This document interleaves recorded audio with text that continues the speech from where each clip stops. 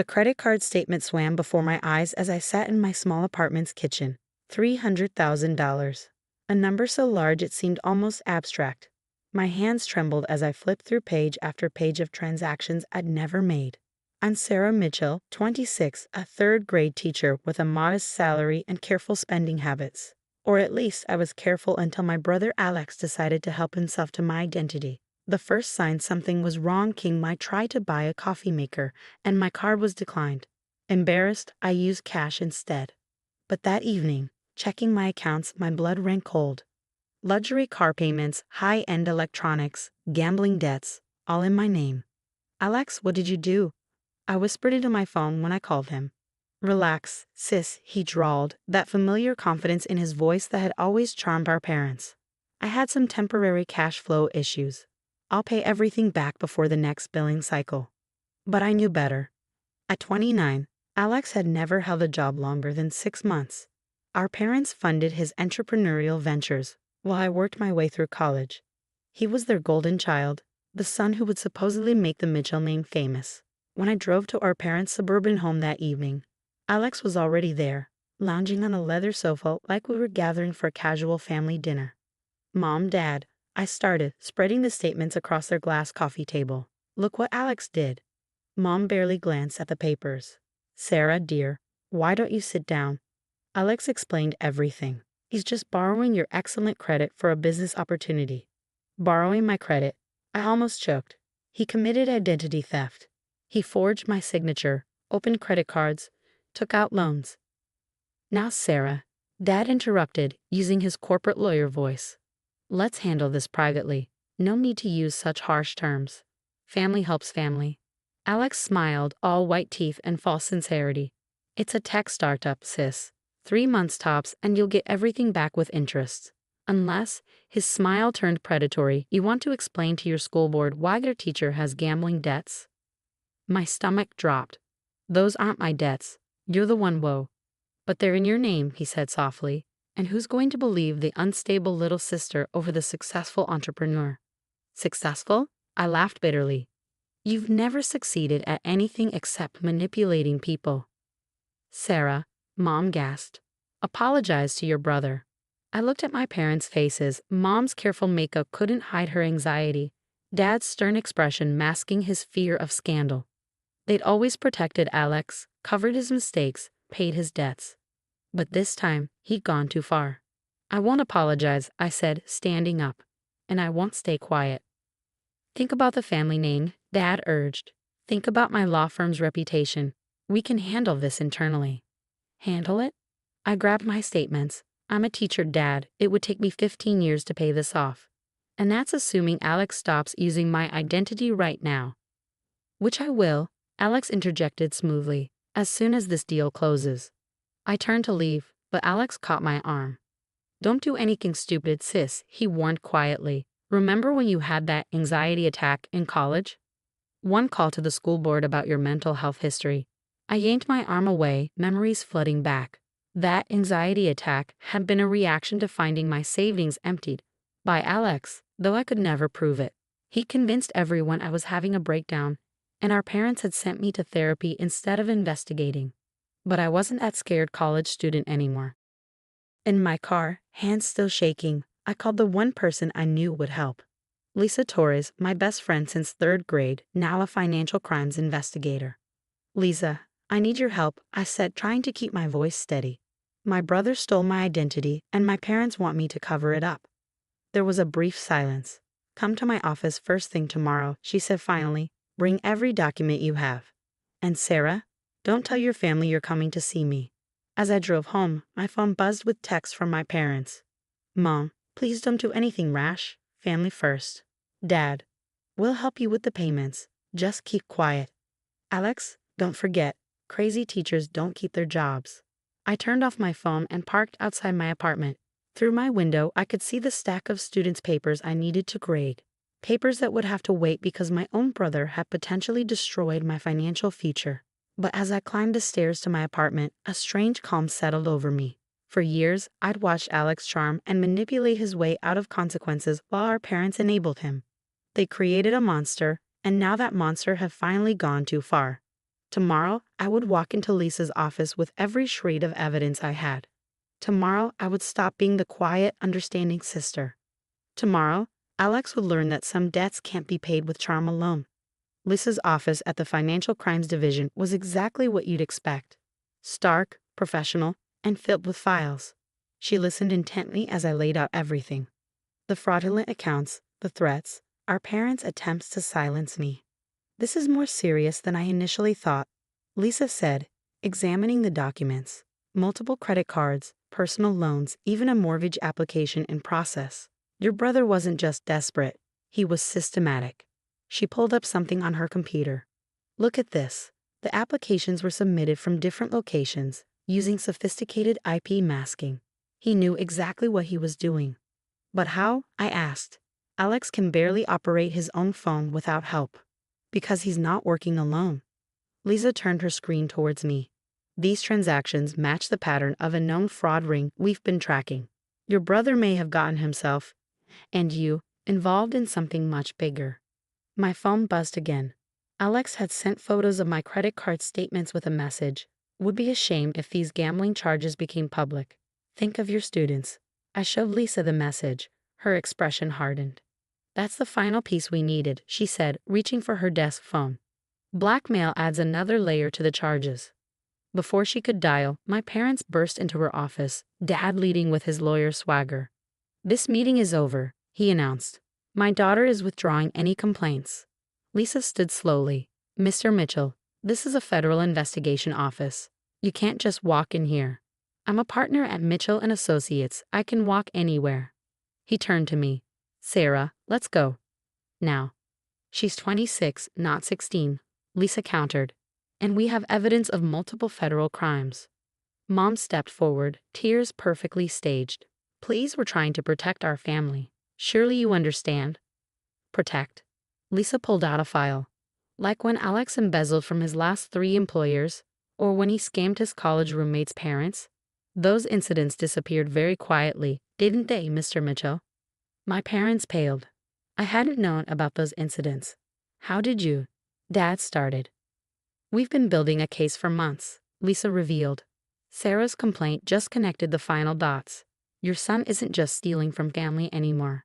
He's part of a larger criminal enterprise. As if on cue, 2 federal agents entered the office. We have a warrant to search Alexander Mitchell's residence and business addresses, one announced. Mom collapsed into a chair. This is a mistake. Alex would never. Mrs. Mitchell, Lisa interrupted. Your son opened 15 credit cards in Sarah's name. He forged loan documents, created fake businesses for money laundering, and threatened a schoolteacher with public humiliation. Which part sounds like a mistake? Dad's lawyer mask cracked. I'll make this go away. Whatever the damage is, I'll pay it. It's not about the money anymore, I said, finding my voice. Alex needs to face consequences, real ones, not another family cover-up. You'd send your own brother to prison. Mom gasped. You'd let your daughter drown in debt. Lisa countered. My phone buzzed again. This time it was a text from an unknown number. Alex says you're causing trouble. Back off, or those gambling debts become very real very fast. Lisa read the message over my shoulder and smiled grimly. And there's the connection to the fraud ring we needed. Your son's business partners just made this much easier for us. Dad reached for his phone, presumably to warn Alex, but one of the agents stopped him. That would be obstruction of justice, Mr. Mitchell. Don't make this worse. I watched my parents' carefully constructed world crumble. All those years of protecting Alex, of dismissing his mistakes, had led to this moment. We have a choice to make, Lisa addressed my parents. Either you step back and let us do our jobs, or you join your son as persons of interest in a federal investigation. Covering up financial crimes is still a crime. Dad's legal training finally kicked in. He put a hand on Mom's shoulder. We need to stop, Helen. We can't fix this one. Mom turned to me, tears now real. We thought we were helping him. Every time we cleaned up his messes, we thought. You taught him he could get away with anything, I finished quietly. And now he has. Lisa nodded to the agents, who left to execute their warrant. Sarah's credit will be restored, she told my parents. The banks will reverse the fraudulent charges once we present our evidence. But Alex and his associates will face serious federal charges. And if you try to interfere, she added, looking directly at my father, your law license won't survive it. As my parents left the office, shoulders slumped in defeat, I felt no triumph. Only relief mixed with sadness for the family we could have been if they'd stopped protecting Alex from his own choices years ago. You okay? Lisa asked softly. I nodded, watching through the window as my parents walked to their car, looking suddenly old and lost. They'll need a good lawyer, I said. Yes, Lisa agreed. But this time, it's not for covering up crimes, it's for facing them. The courtroom was silent as the judge prepared to deliver the verdict. 6 months had passed since that day in Lisa's office, and everything had changed. Alex sat at the defendant's table, his designer suit replaced by a department store one, his confident smirk long gone. The investigation had uncovered more than anyone expected. Alex wasn't just a participant in the fraud ring. He was a key player. His business ventures had been fronts for money laundering. Those charming connections he'd always bragged about, all fellow criminals. In the matter of United States versus Alexander Mitchell and co-defendants, the judge began, this court finds the defendants guilty on all counts of identity theft, wire fraud, money laundering, and criminal conspiracy. Mom stifled a sob beside me. Dad sat rigid, his face a mask of professional detachment. They'd finally stopped trying to fix things for Alex when the FBI found evidence that he'd been stealing from their accounts too. The defendant showed a pattern of escalating criminal behavior, the judge continued. The systematic abuse of his sister's identity is particularly troubling as of the subsequent attempts at blackmail and intimidation. Alex turned slightly, trying to catch my eye. I looked straight ahead.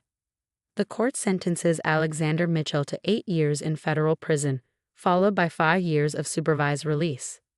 He is ordered to pay restitution to all victims, starting with the complete restoration of Sarah Mitchell's credit and financial standing. It was over. The nightmare that had consumed my life for the past 6 months, and in many ways for years before that, was finally ending. Outside the courthouse, reporters gathered for statements. Dad had hired a PR firm to handle the scandal's impact on his law firm, but the damage was done. Half his partners had left, taking their clients with them. Sarah, Mom caught my arm as I turned to leave. Please, can we talk? We found a quiet coffee shop nearby. Mom looked older now, the carefully maintained facade of the perfect family matriarch cracked beyond repair. I've been seeing a therapist, she said, stirring her untouched coffee. She's helping me understand how I failed both of you. Both of us. We protected Alex from everything, even himself. But we also failed you by never protecting you from him.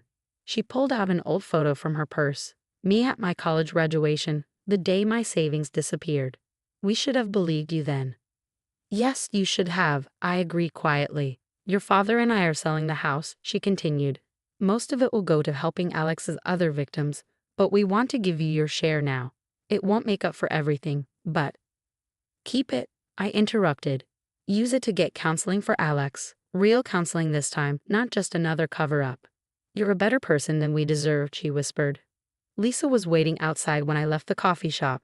She'd been promoted after the case, her investigation having uncovered one of the largest fraud rings in the state. The other victims are filing a class action lawsuit against the ring's assets, she informed me as we walked. You should join them. I shook my head. I just want to move forward. Speaking of moving forward, she smiled. Remember that financial literacy program you wanted to start at your school? The FBI's Victim Advocacy Department is interested in funding it. They think your story could help other people protect themselves. For the first time in months, I felt a spark of excitement.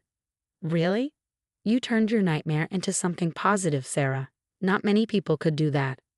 That evening, I sat in my new apartment, a secure building this time, with better locks and security cameras, and opened my laptop. A blank document stared back at me as I began to type. Dear future students, sometimes the people who can hurt us most are the ones closest to us. But that doesn't mean we have to let them. My phone buzzed with a text from Dad. Proud of you today. Not for testifying, but for standing up for yourself. I'm sorry it took this for me to see your strength. Another text followed from Mom. Family dinner next Sunday. Just us 3. We need to learn how to be a family again. I thought about it for a long moment. The last family dinner had started this whole nightmare. But maybe, just maybe, we could build something new from the ashes of our old family dynamic. Yes, I texted back. But I choose the restaurant, and we're all paying our own bills. Mom's response came quickly. Deal. And Sarah? Thank you for giving us another chance. I turned back to my laptop, continuing to write my program curriculum. My students would learn about more than just financial literacy. They'd learn about standing up for themselves, about recognizing manipulation, about the difference between helping family and enabling destructive behavior. Sometimes the hardest lessons come from our own experience. But as I wrote, I realized that my story wasn't just about fraud or family betrayal. It was about finding the strength to stand up for what's right, even when it costs you everything you thought you needed. Alex had tried to destroy my life, but instead he forced me to rebuild it, stronger, wiser, and finally, completely my own.